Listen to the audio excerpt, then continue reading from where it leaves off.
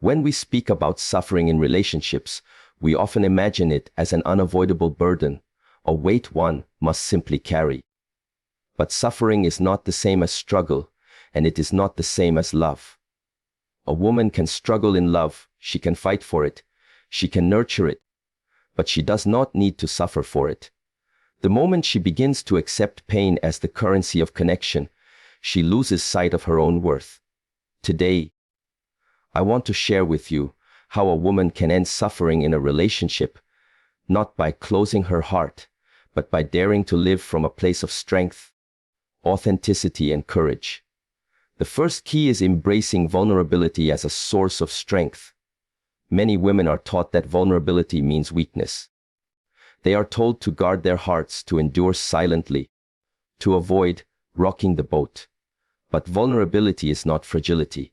It is the courage to show up and be seen even when there are no guarantees. When a woman allows herself to be vulnerable, she is not submitting to suffering, she is reclaiming her humanity. Vulnerability says, I am here, I am real, and I deserve to be loved for who I am. This act breaks the cycle of silent pain because it invites honesty into the relationship. Vulnerability creates connection, and connection is the antidote to suffering.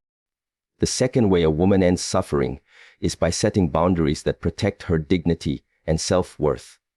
Boundaries are not walls. They are the edges that define where she ends and another begins.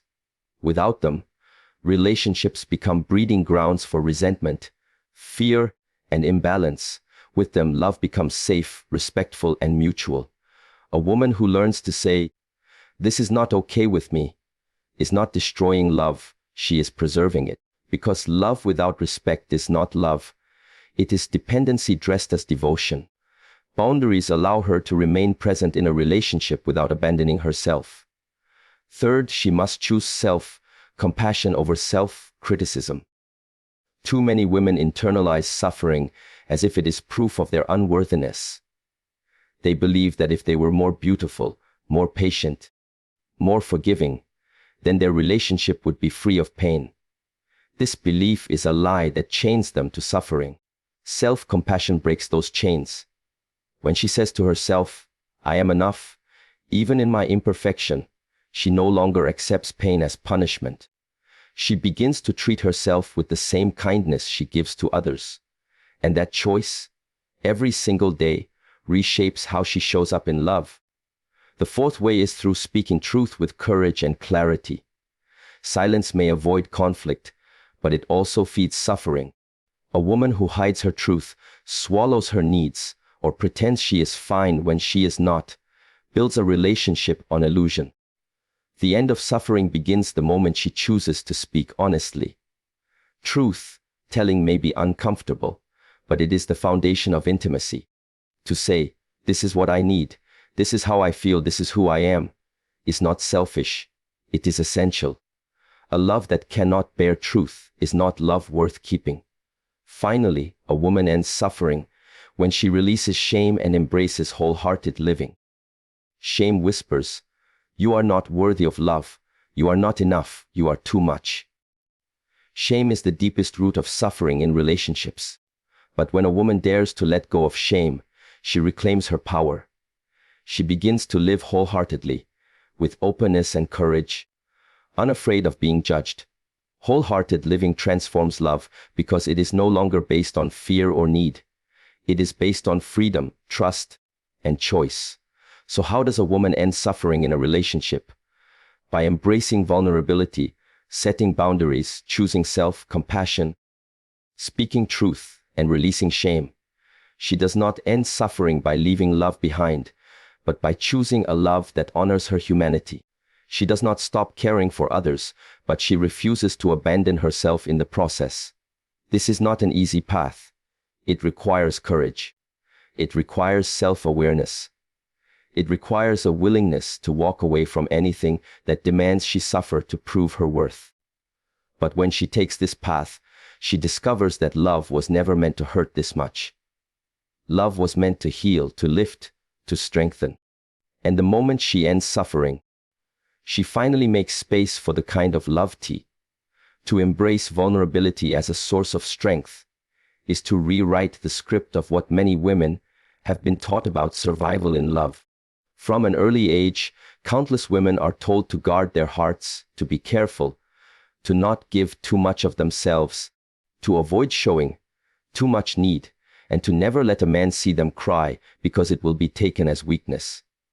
These lessons, passed down generation after generation, are rooted in fear, the fear of being hurt, rejected, abandoned, or deemed unworthy. Yet the very armor built to shield a woman from suffering often becomes the very reason she suffers. Because when her heart is hidden behind defenses, there is no true intimacy, and without intimacy, relationships become shallow. To set boundaries that protect dignity and self-worth is to recognize that love without respect is not love at all, but a distortion of it. Many women enter relationships with the belief that saying yes to everything, overlooking red flags, and putting their own needs second, or even last, will somehow make the bond stronger. They believe sacrifice will prove devotion. Yet this mindset is what quietly erodes the foundation of love. When a woman does not draw clear boundaries, she sends a silent message that her needs, feelings, and values are negotiable. And when they become negotiable, suffering begins. Boundaries are not barriers to love. They are the framework that allows love to remain healthy, safe, and mutually fulfilling. The truth about boundaries is that they are an act of self-respect. They are not weapons used to control others, nor are they selfish ultimatums. Boundaries say, I will treat myself with dignity, and I expect you to do the same if you want to share my life. Without them, a woman can easily fall into a cycle of tolerating disrespect, manipulation, or neglect because she fears being abandoned. But when she understands her worth, she realizes that being alone is far less painful than suffering in a relationship where she must constantly betray herself. Boundaries are not about keeping people out. They are about keeping yourself whole. Imagine a garden without a fence. Anyone can walk through, trample the flowers, or strip it bare. With a fence, the garden thrives, not because it is closed off, but because it is protected. A woman who sets boundaries protects her emotional, mental, and even physical well-being. She teaches others how to treat her by modeling how she treats herself. And this protection does not limit love. It creates the space where love can truly flourish. Many women struggle with boundaries because they equate them with rejection. They worry that saying no will push a partner away. They fear that voicing discomfort will be seen as nagging or demanding. They tell themselves that if they endure quietly, their loyalty will eventually be recognized and rewarded. But in reality, silence breeds resentment, and resentment kills intimacy. When she finally gathers the courage to say, "This is not okay with me," she is not pushing love away. She is preserving her dignity. And dignity is non-negotiable if love is to last. Boundaries also clarify roles within a relationship. Without them, one partner may give endlessly, while the other takes without reflection. This imbalance is a recipe for exhaustion and bitterness. When boundaries are in place, both partners know where they stand. Each person is held accountable for their words and actions. Respect flows in both directions, creating equality instead of hierarchy. In this way, boundaries become the invisible structure that allows intimacy to feel safe. Love without safety is fragile. Love with safety becomes enduring. There is also immense courage in setting boundaries because it means risking discomfort. It requires a woman to speak her truth, even when her voice trembles. It requires to choose self-compassion over self-criticism is to make one of the most powerful decisions a woman can make to end her suffering in a relationship. For so many women, the deepest pain in love does not come from what their partner does or does not do. It comes from the voice inside their own head. That quiet, relentless critic that tells them they are not enough, that they are failing, that they should have been more patient, more beautiful, more understanding, more forgiving. This internal dialogue convinces them that if their relationship is falling apart, it must be their fault. It is this self-blame, repeated day after day, that deepens wounds and keeps suffering alive long after the conflict itself has passed. Shifting from self-criticism to self-compassion is not just a mindset change, it is a radical act of self-liberation. Self-criticism is seductive because it masquerades as responsibility. A woman might tell herself, if I take all the blame, then I can also control the outcome. If it's my fault, then maybe I can fix it. But the truth is that this mindset is a trap. By carrying more than her share of blame, she not only punishes herself, but also shields her partner from accountability. The result is a cycle where she suffers twice, once from the behavior of her partner, and once from the harshness of her own judgment. Self-compassion breaks this cycle because it replaces shame with understanding and punishment with kindness. When a woman chooses self-compassion, she learns to talk to herself the way she would talk to a dear friend. If a friend came to her in tears, confessing mistakes or fears, she would not respond with cruelty. She would not say, "You're worthless. You should have known better." She would offer comfort. She would say, "It's okay, you're human. You're doing your best."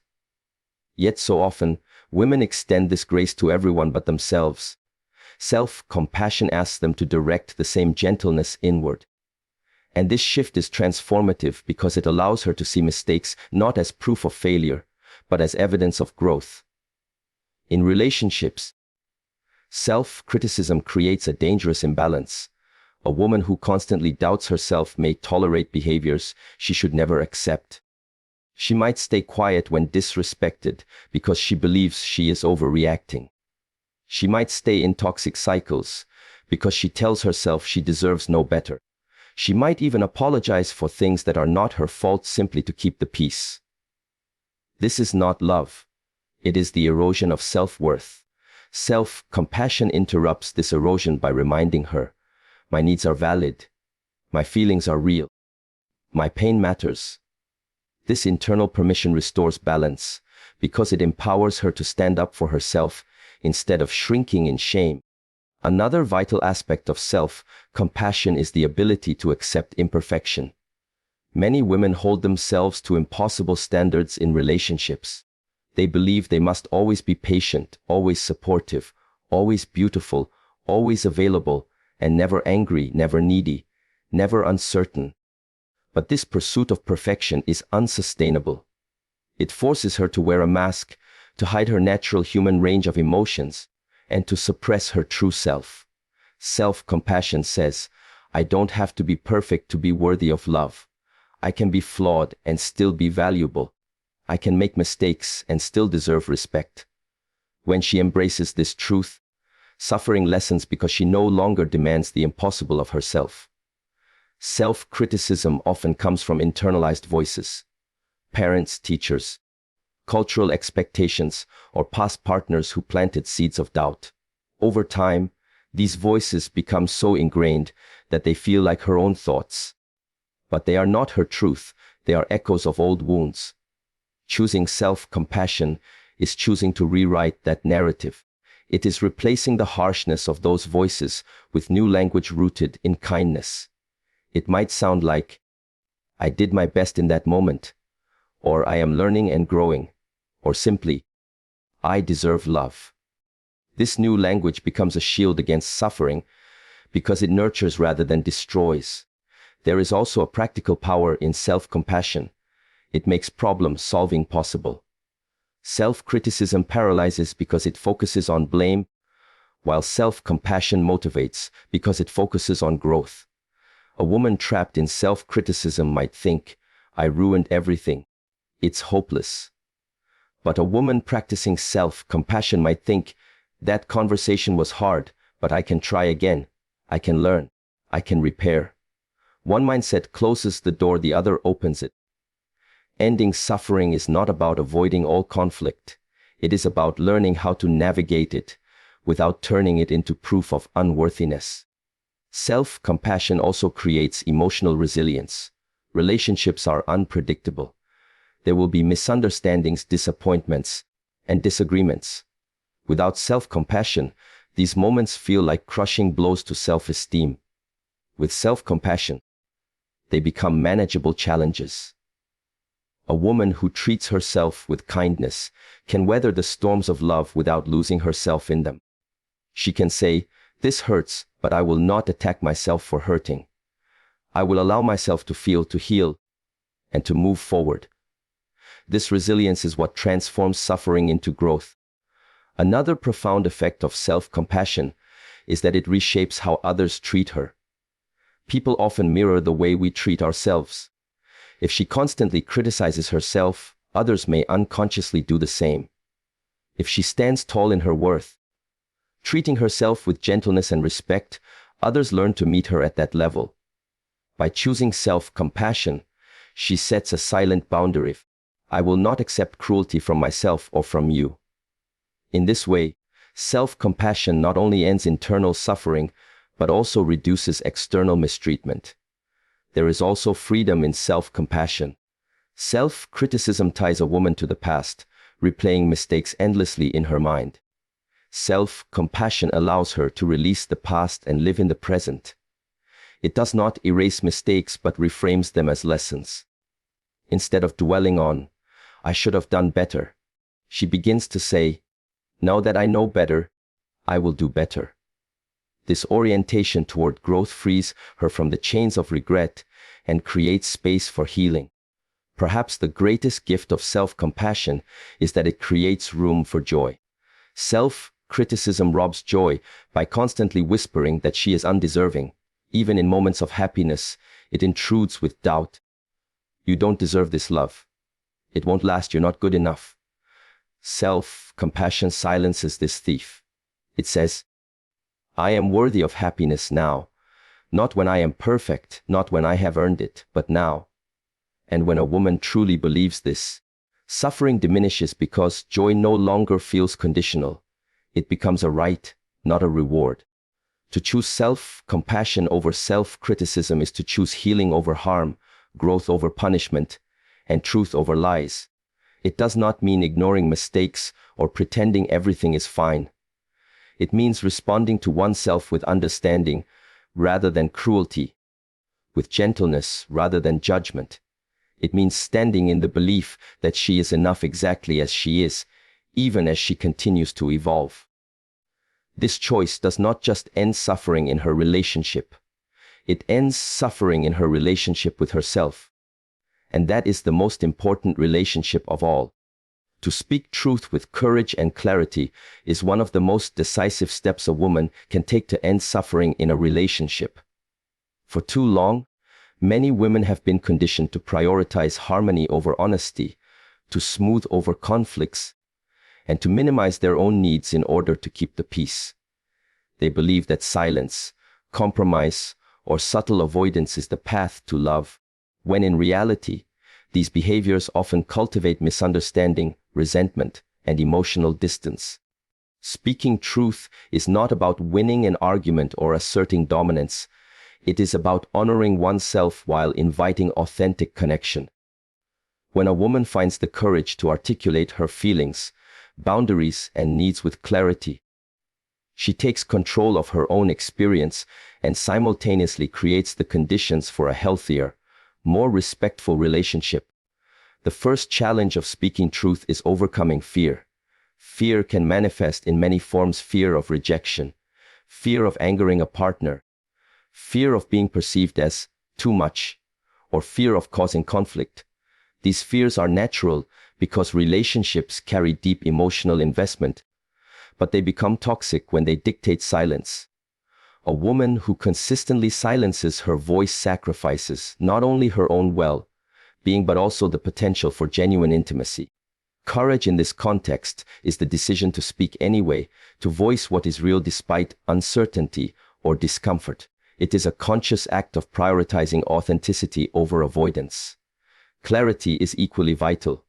Speaking truth is not merely expressing feelings. It is communicating them in a way that can be understood and received. Emotional honesty without clarity can be misinterpreted or dismissed. For instance, saying, "You hurt me," conveys emotion but not the underlying need. Saying, "When you ignore my messages, I feel unseen and disconnected, and I need your presence to feel close," communicates both feeling and need clearly. A woman who speaks with clarity reduces confusion, minimizes defensiveness, and invites her partner to respond thoughtfully rather than react impulsively. Clarity transforms truth, telling from a potential confrontation into an opportunity for connection. The act of speaking truth is a declaration of self-respect. It communicates that her thoughts, feelings, and experiences matter. Too often, women downplay or dismiss their own realities to protect a relationship, thinking that appeasing a partner ensures love. But this pattern erodes self-esteem and perpetuates suffering.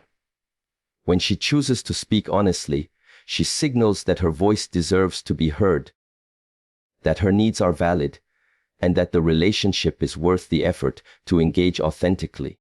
It shifts the dynamic from one of silent endurance to one of mutual respect.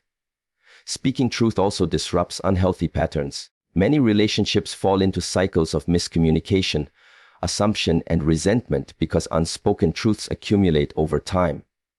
Small grievances, if left unexpressed, become emotional debts that grow heavier with each instance. By articulating her feelings as they arise, a woman prevents the compounding of unresolved tension.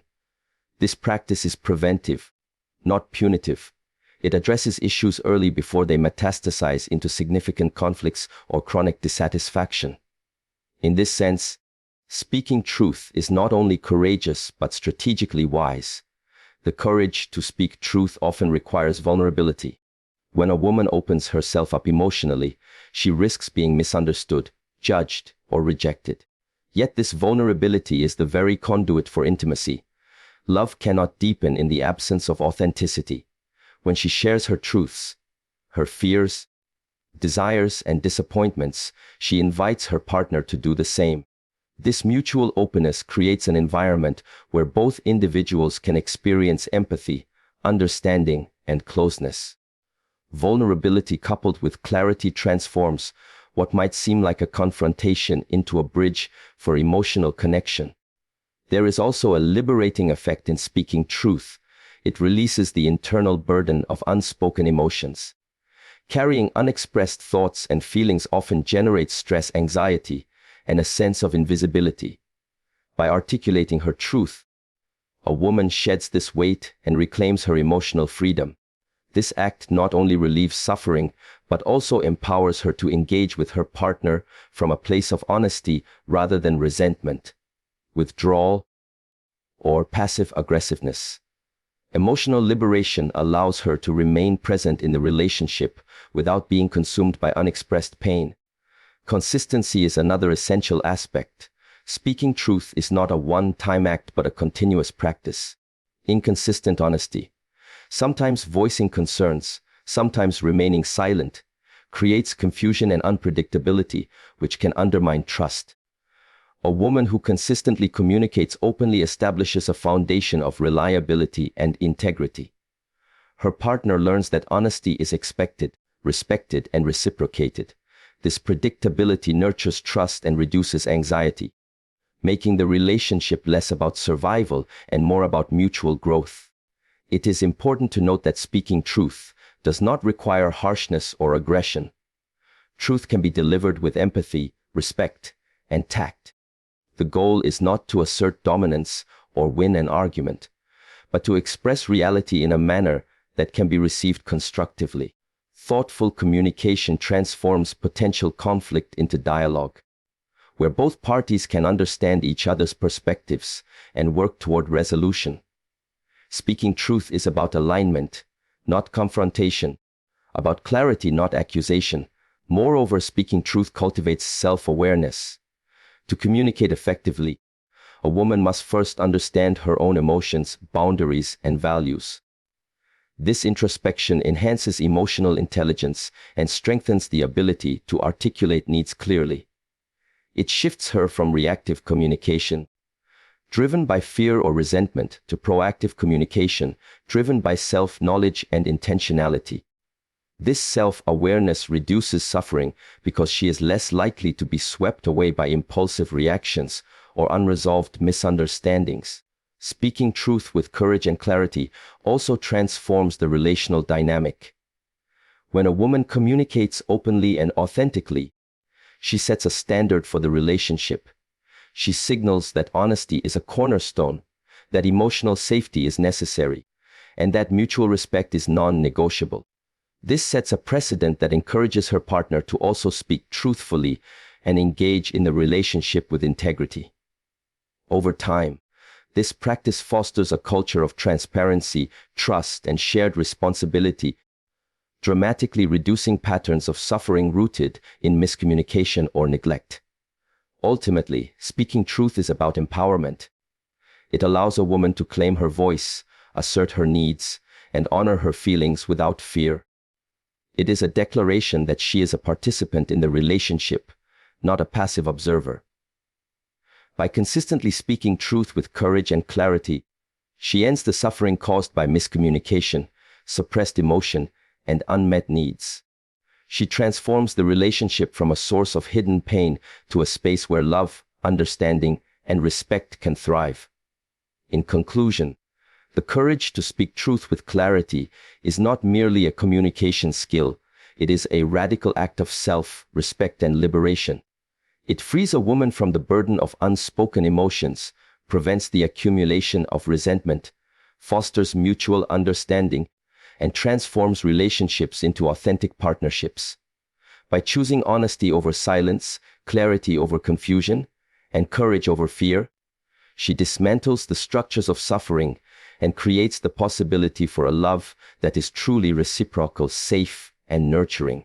It is in this act, bold, clear, and unflinching, that a woman finds both her power and her peace. To release shame and embrace wholehearted living is perhaps the most profound transformation a woman can undertake to end suffering in a relationship. Shame is a silent, insidious force that whispers that she is unworthy, that her desires are too much, that her emotions are inconvenient, and that her very self is flawed. It convinces her to shrink, to hide, to apologize for existing in her fullness, and to accept behaviors that diminish her in the name of love. Living under the weight of shame is exhausting, and it distorts relationships, creating patterns of fear, dependency, and emotional suppression.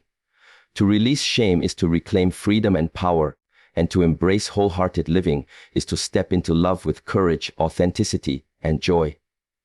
Shame often begins in childhood, instilled through criticism, neglect, or impossible standards. Society reinforces it, sending subtle messages about how a woman should look, act, and feel.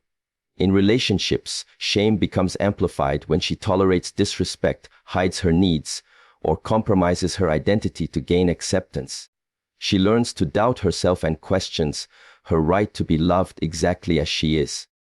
This self-doubt is the root of much suffering because it forces her to engage in relationships from a place of scarcity, fear, and conditional love. Wholehearted living challenges this by affirming that her worth is inherent, not contingent on external approval. Releasing shame begins with awareness. A woman must recognize when shame is influencing her thoughts, choices, and behaviors. She may notice a tendency to minimize her needs, to justify mistreatment, or to constantly seek validation. She may feel an internal voice that says, "I am too much," or "I do not deserve happiness." Awareness is the first step because it allows her to separate truth from the false narrative shame imposes. She begins to understand that her worth is not defined by mistakes, imperfections, or the acceptance of others. Once aware, a woman can practice self-acceptance. Self-acceptance is not complacency. It is an acknowledgement of her full humanity. It is the recognition that she is deserving of love and respect, even when she feels vulnerable, imperfect, or uncertain. By accepting herself fully, she begins to dismantle the power shame holds over her. She no longer feels compelled to hide her true feelings, to overcompensate, or to diminish her own needs. Self-acceptance creates a foundation upon which wholehearted living can flourish, because she no longer acts from fear but from authenticity. Wholehearted living requires courage. It is the daily choice to show up as one's full, imperfect self, even when faced with uncertainty or potential rejection. In relationships, this may mean expressing her desires openly, setting and maintaining boundaries, or admitting mistakes without fear of judgment. Courage in this context is not the absence of fear, but the willingness to act despite it. By consistently choosing courage, a woman transforms her relationships because she models honesty, integrity, and emotional strength. Love, in turn, is no longer a source of suffering but an arena for mutual growth. Another critical aspect of wholehearted living is embracing vulnerability. Vulnerability is often mistaken for weakness, yet it is the bridge to connection, empathy, and intimacy. By allowing herself to be vulnerable, a woman communicates that she trusts her partner and values authenticity over pretense. She shares her fears, hopes, and needs openly, creating space for her partner to respond with empathy and understanding. This openness disrupts patterns of shame that demand hiding and proves that love can be grounded in honesty rather than fear. Releasing shame also involves self-compassion. When she stumbles or falls short, a woman practicing wholehearted living treats herself with the same kindness she would offer to a friend. She reframes mistakes as opportunities for growth rather than evidence of inadequacy. By doing so, she protects herself from the corrosive effects of self-blame and guilt, and she demonstrates to her partner that imperfection is not a barrier to love. Self-compassion strengthens her resilience, enabling her to navigate challenges without reverting to patterns of shame or self-doubt. Wholehearted living fosters a sense of personal responsibility for emotional well-being. Instead of relying on a partner to fill voids or validate worth, a woman learns to nurture herself. She cultivates emotional independence, understanding that while relationships enrich life, they do not define it. This perspective liberates her from codependency, enabling her to engage in love as a choice rather than a necessity. Relationships become partnerships of equals, where both individuals contribute to shared growth instead of perpetuating cycles of shame and fear. Shame often distorts perception, making a woman hypercritical of herself and suspicious of others' intentions.